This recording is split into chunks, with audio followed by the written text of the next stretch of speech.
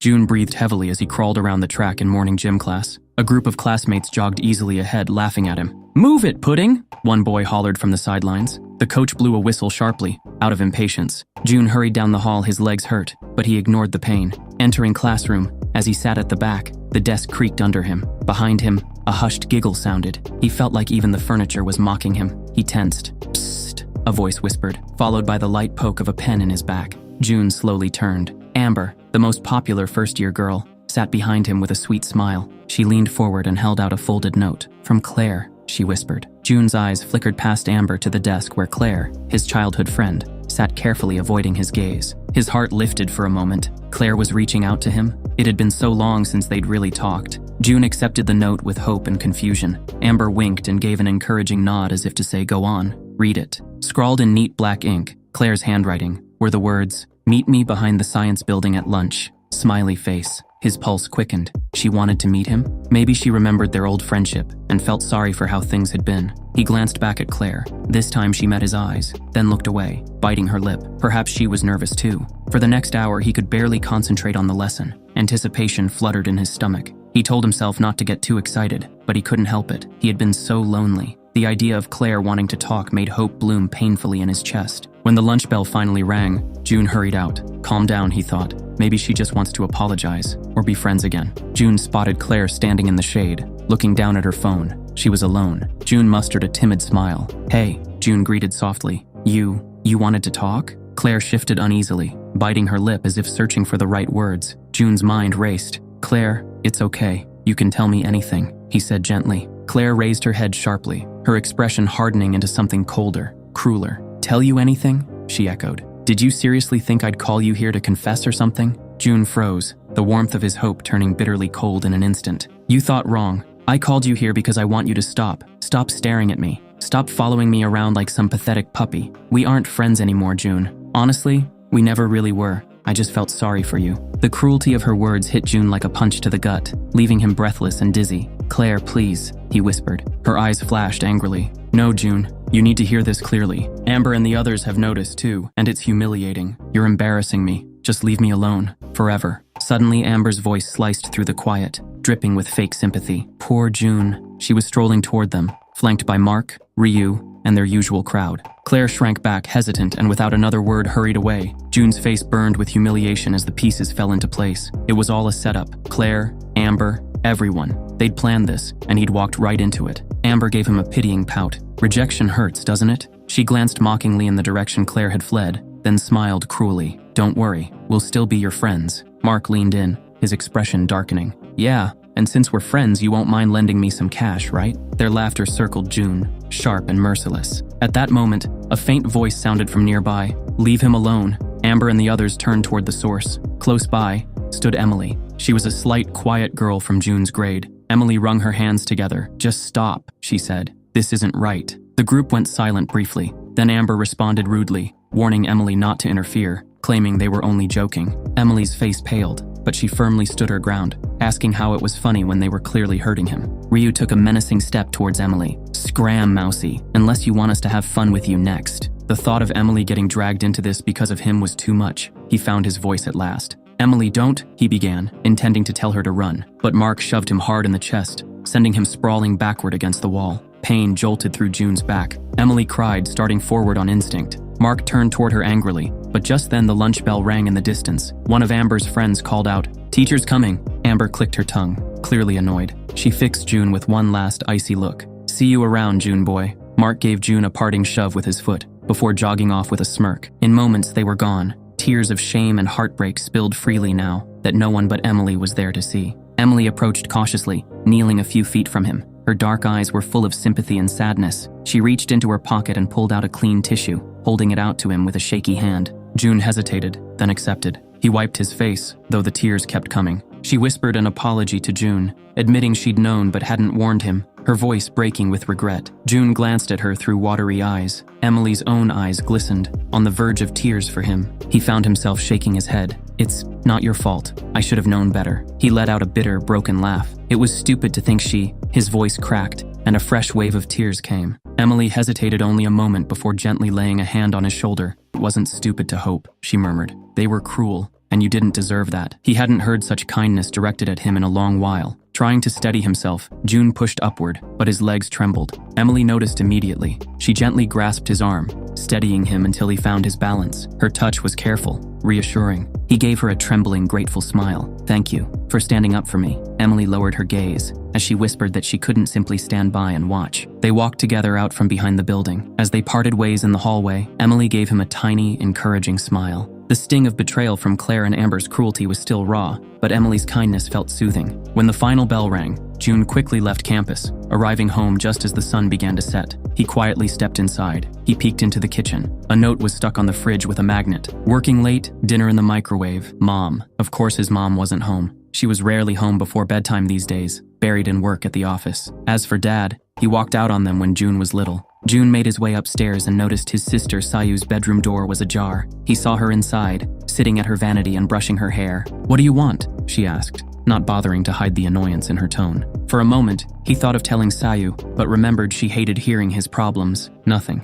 he muttered finally. Sayu glanced at him over. "Were you crying or something?" She folded her arms, exhaling in exasperation as an inconvenience to her. "It was nothing," he lied flatly, stepping back. Sayu rolled her eyes. "Whatever. Just try not to embarrass me, okay? I've got enough to deal with." With that, she turned back to her mirror, effectively dismissing him. Without another word, June retreated to his room and shut the door. It was the only space where he felt remotely safe. His gaze drifted to his desk, where his sketchbook lay open. He'd been doodling a superhero last night, a muscle-bound warrior who could shrug off bullets and lift cars. He fantasized so often about having strength like that, about being someone powerful. But the reality was, he was just him, an overweight, lonely 17-year-old who couldn't even walk down without breathing. He'd tried to change, to exercise and build himself up, but his body always betrayed him. Even a single half push-up left him shaking and gasping for 15 minutes. His eyes fell on his phone lying on the bed beside him. He snatched it up, maybe to check the few social media apps he had. Not that he expected any messages. As the screen lit up,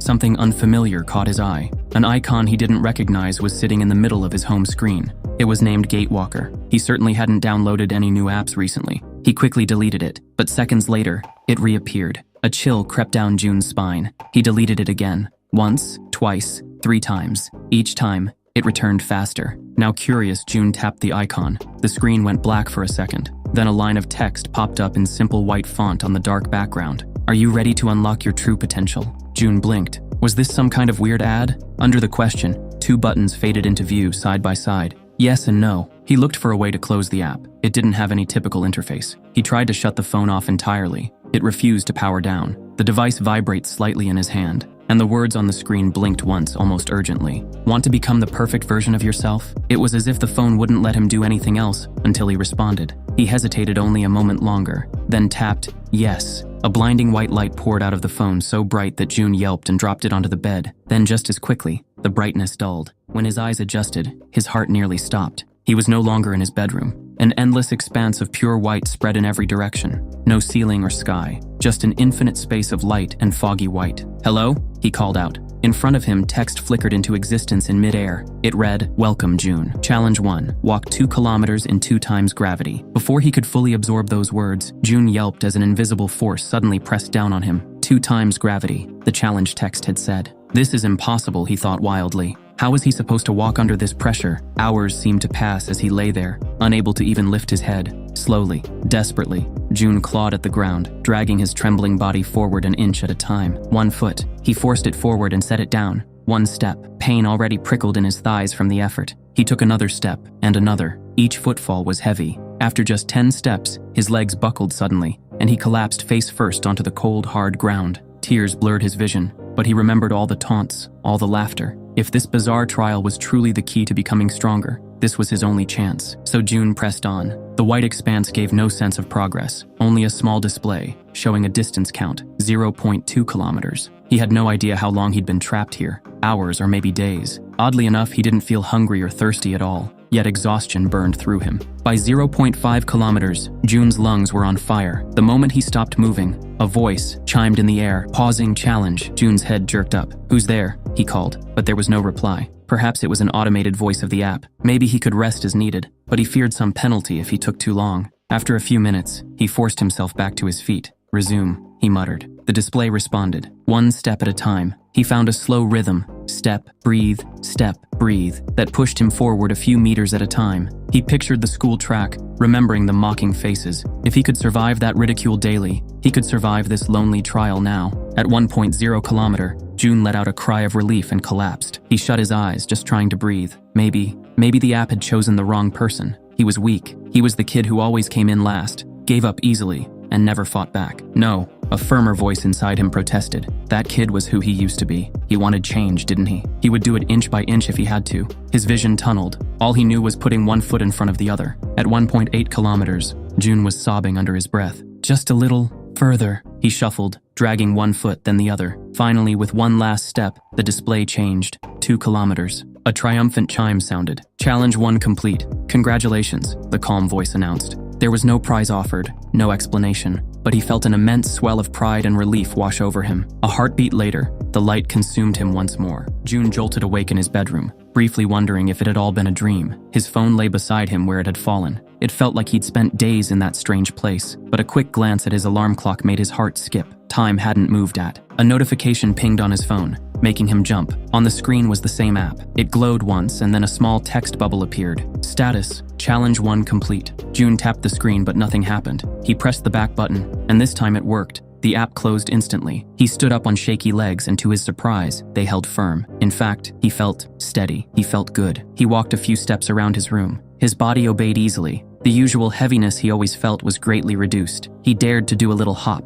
Not only did both feet leave the ground, but when he landed, it was almost gentle. Crossing to the mirror on his closet door, he still looked like him. Chubby face, stocky build, but something was slightly different. His posture, perhaps. A soft knock at his door jolted him from his thoughts. He quickly opened the door a crack, revealing Sayu in the dim hallway. She looked annoyed, her brows drawn. "What was that noise?" she asked. "Did you fall or something?" June shook his head, insisting he was fine. He just tripped. Nothing serious. When she found nothing, she sighed. "All right, well, keep it down. I'm trying to study." She started to turn away, then paused. Her voice came softer. "And about earlier." June felt his stomach clench. Was she about to apologize? Sayu opened her mouth, then closed it. In the end, she just shook her head. "Never mind. Good night." She walked off to her room without another word. Part of him yearned for her to have finished that sentence, to say she was sorry for being so harsh, but that was wishful thinking. June returned to the mirror. He looked basically the same to an outsider. The big changes were on the inside. He could feel it. If Challenge 1 had done this for him, then he wanted to try more as soon as possible.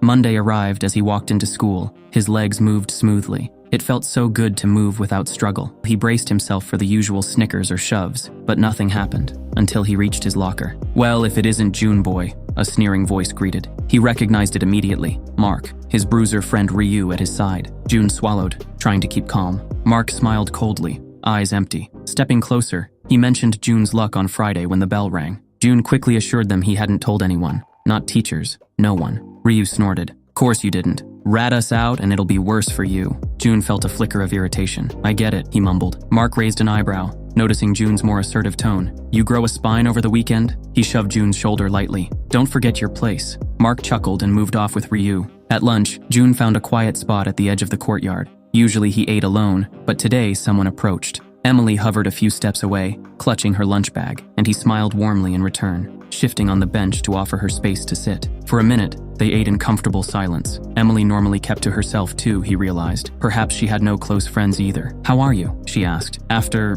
everything, I mean." He replied that he was okay, at least better than he had been on Friday. Emily bit her lip. If they try something, maybe you should go to a teacher." Her tone lacked conviction. They both knew teachers hardly ever stopped the bullying, and reporting could make things worse. June insisted he'd handle it. The bell rang, ending lunch. As they stood, June mustered his courage and said, "Emily, about Friday. Thank you for what you did. I'll never forget it." She looked up at him, brown eyes wide, and gave a shy smile. "That's what friends are for, right?" The word friends warmed him more than the sunshine. He nodded. At 3 p.m. when school let out, June tried to slip out quickly. He almost thought he'd avoided them, until a strong hand clamped down on the back of his collar. "Going somewhere?" growled Ryu, yanking June backwards. June stumbled, and Mark was there too. Most students had left this area. They dragged June behind the large dumpster by the cafeteria, an isolated spot out of view. Ryu cracked his knuckles. "Your little girlfriend brought a teacher around. We almost got busted." June's mouth went dry. "I swear I didn't ask her to." He tried, but Mark's fist lashed out, slamming into the wall just inches from June's head. "We're gonna teach you a lesson, fatty. You and that nosy girl both if she shows her face." June's eyes widened. He fiercely told them to leave Emily out of it. She She has nothing to do with. A heavy punch exploded against his stomach, cutting his plea short. June doubled over, wheezing. Ryu stepped in and grabbed June by the hair, yanking him upright painfully. Ryu smirked and delivered a hard slap across his cheek. He then threw him to the ground. June hit the concrete with a thud. Not again. It's happening again, his mind screamed. He felt Mark's foot connect with his thigh, followed by another kick to his side. He grunted, pain flaring along his ribcage. Think you're tough now, huh? You ain't Suddenly a voice rang out. Hey, stop. It was Emily. June's stomach clenched in terror for her. She must have followed despite his warning. Mark glanced over, annoyed. You again? Emily yelled at them to get away from him, her voice shaking. Thought we warned you, little mouse. You want to be a hero? He advanced and Emily instinctively backed up, realizing too late the danger she'd put herself in. Rage and panic ignited in June at the sight of Ryu stalking Emily. He couldn't let them hurt her. Ignoring his pain, June forced himself halfway up. Leave her alone, he shouted. Mark's hand clamped on the back of June's neck,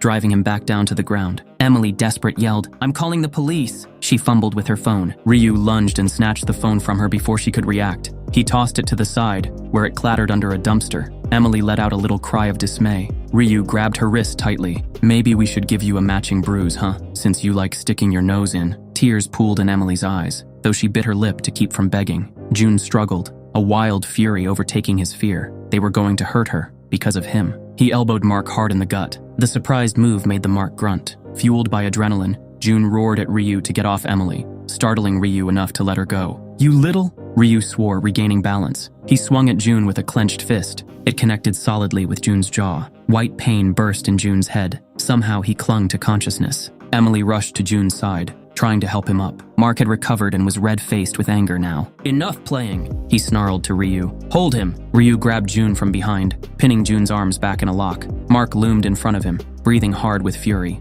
Emily inched forward. Please don't, she begged, tears on her lashes. You'll really hurt him. That's the idea, Mark shot back. He drew back his fist, aiming for June's face this time. Suddenly, time seemed to slow. As if in answer to his resolve, his pocket grew warm. June's phone began to vibrate intensely. Both Mark and Ryu noticed the faint glow emanating from June's jeans. June realized instantly what it was. In one desperate motion, he jerked his leg and managed to shake the phone loose from his pocket. On the screen, a prompt flashed. Challenge number 2. Are you ready? It needed his acceptance. Yes, June shouted at the top of his lungs. The world erupted in white light around June, and in the blink of an eye, June was gone. The instant June reappeared, he landed hard on a cold, metallic floor in a crouch. He appeared to be in a large industrial space. June rose unsteadily to his feet. The aches from the bully's beating were gone. In fact, he felt fresh, as if the app had reset his physical condition upon entry. Ahead of him, a familiar floating text materialized in the air. Challenge 2. Defeat the Iron Golem. As soon as June finished reading, the letters faded.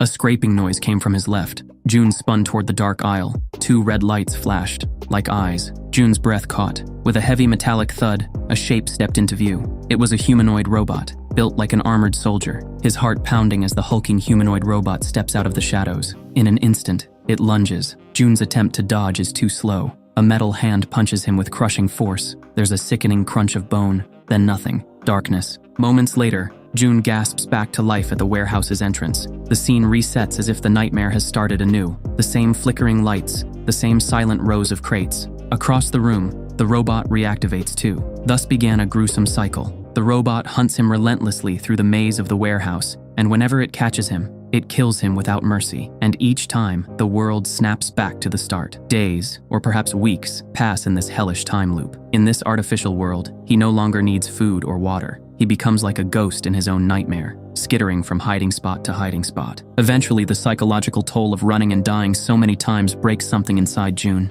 He has been killed in every conceivable way, and yet, an even worse feeling gnaws at him now. Shame. Shame at his cowardice and the endless retreats. The robot's iron footsteps clang nearby, searching. June feels a spark of anger ignite within his chest. When the cycle resets after yet another violent end, June doesn't run. This time he steps forward into the open, confronting the oncoming robot. The next confrontations are brutal but illuminating. Every time the robot overpowers and kills June, he observes something new. He learns the range of the robot's reach and the timing of its crushing blows. Those lessons are etched into him with every fatal impact. After each resurrection, June comes back a bit less fragile than before. The first few times he tries to block the robot's attacks, his forearms snap like twigs. But as he keeps resurrecting, his bones grow harder. Soon he can raise his arms to defend himself and suffer only deep bruises instead of broken limbs. His skin toughens, even his senses sharpen. What started as a one-sided slaughter is evolving into a grim training regimen. One fateful iteration, June puts all the pieces together. As the robot hurtles toward him,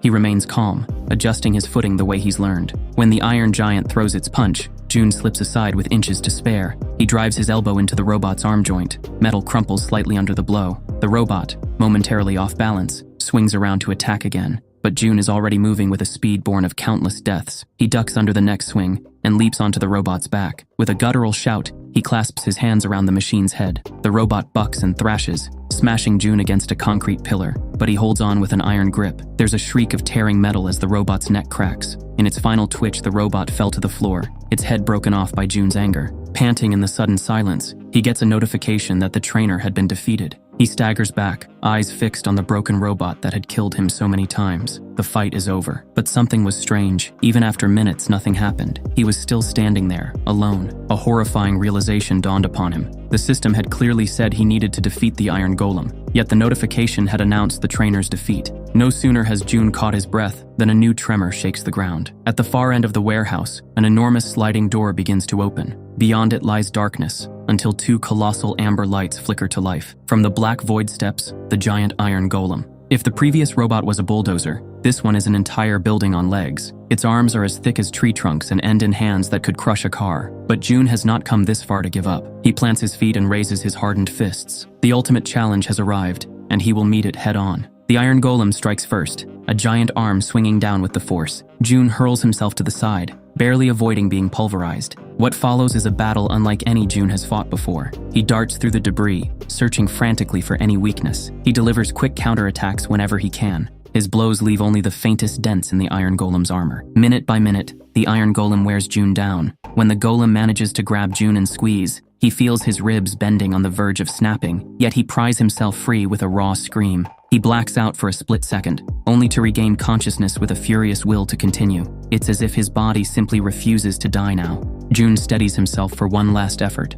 Both he and the Iron Golem are moving slower than when the battle began. The Golem has taken significant damage. June himself is battered and bruised, but he can still stand. Summoning a deep determination, he forces his broken body into a sprint directly toward the towering foe. The Iron Golem's massive arm whooshes just inches above his head, missing him by a hair. June reaches the Golem's legs. With a guttural roar, he drives his shoulder like a battering ram into the monster's already damaged knee. The impact finally achieves what hundreds of punches could not. The Iron Golem's leg buckles with a deafening crunch. The giant loses its balance. It tries to stabilize, but June is already on his feet and throws his full weight into the Golem's other leg. There is a thunderous boom as the Iron Golem topples. June leaps onto the Iron Golem's broad chest. At last, he has a clear shot at something vital. Between the Golem's torso, a faint blue glow spills out, which looks like its power core. With a fierce cry, June raises a fist and drives it down like a sledgehammer. The armor dents from the blow. He draws back and strikes again, screaming through the pain. June unleashed a relentless barrage of punches onto the same spot. With his fingers broken, June still reaches into the sparking hole and seizes whatever his fist can grip. A bundle of hot cables, part of the core itself, with every remaining ounce of strength. The Iron Golem shudders beneath him. His glowing eyes flicker once and then die out. Its remaining arm falls limp to the ground with a heavy thud. Challenge number 2. Cleared. The warehouse scene around him began to dissolve into white light. "Congratulations, Challenger," the calm voice spoke as the world faded. When June opened his eyes again, he was back behind the school. He returned in the very same heartbeat he had left, exactly where the bullies had cornered him. Time in the real world had not advanced at all. The scene was frozen. Mark's fist was still hurtling toward June's face, but June was no longer the same boy who had been held helpless moments ago. He didn't even bother dodging. The punch landed squarely on June, yet he felt nothing. Instead, it was Mark who recoiled sharply, jerking back his hand in pain. June noticed Ryu was still holding him in a tight grip. He grabbed Ryu's hand, lifting it as though it weighed nothing. With a slight squeeze, he felt Ryu's wrist crack, making Ryu scream in pain and fall to his knees. "What the?" Mark shouted, surprised as June slipped from Ryu's hold. June turned to face Mark calmly. After everything he'd gone through, dealing with these two bullies felt like playing with a child. Mark threw a punch toward June's face in anger. June simply grabbed Mark's fist mid-punch. Mark cried out as his hand bent awkwardly, bones cracking under June's grip. Mark desperately tried to pull his hand away, but June squeezed harder until Mark screamed from the pain. "Hurts, doesn't it?" June said coldly, pushing Mark back with one hand. Mark slammed into the brick wall and fell to the ground, groaning. Ryu, ignoring his broken wrist for a moment, rushed at June again. June stepped aside smoothly, grabbed Ryu by the throat, and lifted him off the ground easily. Ryu struggled, eyes wide with fear. "I warned you," June said quietly, tightening his grip just enough to scare Ryu before tossing him aside. Mark struggled back to his feet, angry and afraid. He took out a pocket knife, flicking it open with shaky hands. "You'll pay for this," Mark yelled, charging at June. At the last moment, he caught Mark's wrist and twisted sharply. June then hit Mark's chest with his palm. Mark lay gasping on the ground, tears filling his eyes. Ryu stared at June, terrified and unable to move. June picked up the knife, snapped it shut, and glared down at the two bullies. "Listen carefully. If either of you ever come near me or Emily again, I'll break more than just bones." Both boys nodded quickly, fear clear in their eyes. Behind June, Emily finally stirred, her voice shaky but filled with concern. "It's okay," he assured her softly, turning away from the defeated bullies. Mark and Ryu used that moment to scramble to their feet. Emily's face was streaked with tears, but there was a radiant relief in her eyes. I can't believe. Are you sure you're okay?" June managed a gentle smile. "I'm okay, Emily. Really?" He realized he was standing more upright than ever, shoulders squared. Emily had to tilt her head up slightly to meet his eyes. Emily looked like she wanted to ask a dozen things about what she'd just witnessed, but she bit her lip, clearly unsure if she should pry. The following days at school passed in a surreal blur for June. Rumors of what happened behind the cafeteria dumpster spread quickly, how Mark and Ryu had inexplicably gotten beaten up. Some said by a mystery upperclassman. Others whispered it was the fat kid who freakishly overpowered them. Few believed the latter, and June himself kept a low profile. On Wednesday evening, June deliberately finished all his pending tasks. He informed his mom and Sayu that he'd be away for a week and asked them not to call, fully aware of what he was about to do. When he opened the mysterious app, it glowed softly. Challenge number 3, unlocked. Without further hesitation, June hit accept on challenge 3, engulfing his room in brilliant white. When he opened his eyes, he stood in yet another realm. This place was unlike the blank void or the warehouse. He found himself in a vast, open landscape under a burning sun. Notification pops up. Challenge 3, complete 100,000 push-ups and a 10,000-kilometer run in 3 times gravity and extreme heat conditions. His previous self would have been terrified and backed away immediately, but not now. He recalled how impossible the first 2 challenges had seemed, yet he overcame them. He felt no fear, only determination. Suddenly, an oppressive weight bore down on him immediately. The 3 times gravity was active. June staggered but managed to stay upright. June took a deep breath, instantly regretting it as the hot air singed his throat. "All right," he mumbled to himself. 1 push-up, 2, 3. At 10, his arms shook. At 15, they burned. He forced himself to 20 before he collapsed. Only 99,800 to go, he panted with a humorless laugh. After resting briefly, he tried again. His arms were sturdy, but pushing his heavy body against double gravity quickly became a new form of torture. He managed 30 push-ups before the pain overwhelmed him again. By day 15th, hallucinations flickered. Amber's sneer echoed, "Quit, pudding." On day 60, he collapsed mid-run, vision swimming. A mirage of Emily materialized, offering a canteen. "You're stronger than you think," she whispered. He drank the illusion dry and ran harder. June knew this would take a long time. Over time, he adapted, muscles grew stronger, and he accumulated thousands of push-ups and sit-ups and hundreds of kilometers. His body transformed rapidly, shedding fat, gaining lean muscle. Midway sometimes, June hit physical limits, forcing himself to rest for a week to recover fully. Once refreshed, he attacked his exercises with renewed determination. Finally, after what it felt like years, only running remained, hundreds of kilometers still ahead. With determination, he pushed through. As he approached the finish line, he gathered all his strength for a final sprint. Crossing the unseen finish, a triumphant bell echoed loudly. June stopped, panting and victorious, the challenge finally overcome. A notification pops up. Challenge number 3 cleared. He had done it. All tasks complete. He dropped to his knees on the hot ground. When the light intensified to an all-consuming flash, he closed his eyes and let it wash over him. He found himself back in his bedroom. He was very sweaty, so he removed his t-shirt. Slowly, June rose to his feet. He caught sight of himself in the full-length mirror. The reflection that met him stole his breath. Standing at his full height, his body was lean and muscular in a way that could only be described as athletic, his jawline sharp and masculine. Even his eyes seemed changed. A sudden knock on his door snapped him out of his thoughts. "June?" It was Sayu. "Are you back?" June felt a swirl of emotions about seeing his sister. She hadn't properly looked at him in a long time. Well, she was about to. June replied that he was up, noticing his voice sounded deeper and steadier. The door opened. Sayu didn't wait for permission. She rarely did. She stepped in, phone in one hand, her eyes finally lifting to see him. Time seemed to freeze. Sayu's jaw literally dropped. She blinked rapidly, as if convinced she was seeing wrong. "Be brother?" He offered a faint, almost shy smile. "Morning, Sayu." She just stared. Her eyes traveled from his face, down to the hint of a toned stomach, then back to his face again. It was as though her brain couldn't compute that this was her brother.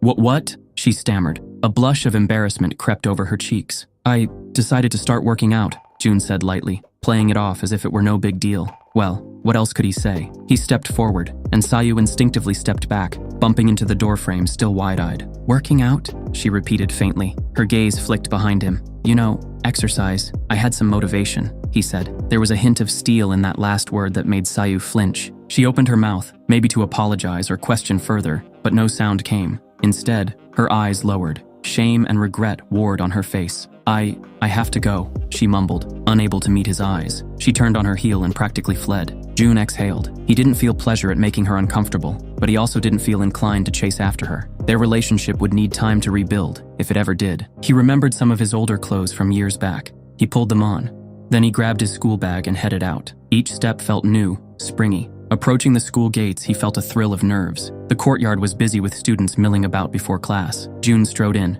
head high, posture straight. Almost immediately, he sensed eyes turning toward him. First a few, then a growing ripple of murmurs. Who's that? He heard a girl whisper to her friend. Is he new? Another voice muttered. A group of junior girls were outright staring, one even blushing when June inadvertently made eye contact. He turned down the main walkway toward his locker. Two of the basketball team guys were leaning on the lockers, and they actually stepped aside unconsciously as June approached. As he closed his locker, he nearly bumped into someone who had come up behind him. A soft gasp. He turned and found himself face to face with Emily. She looked up at him, confused. Excuse me, I'm sorry, I was looking for, she began, clearly not recognizing him at first. Then her eyes widened. June? She whispered. His heart melted at the way she said his name. Out of everyone, he cared about her reaction the most. He felt suddenly shy, rubbing the back of his neck. Hey, Emily. Emily suddenly stepped forward and hugged him tightly. I was so worried. You missed school and wouldn't answer texts for days, she said. June blinked, then wrapped his arms around her in return. I'm sorry, he murmured.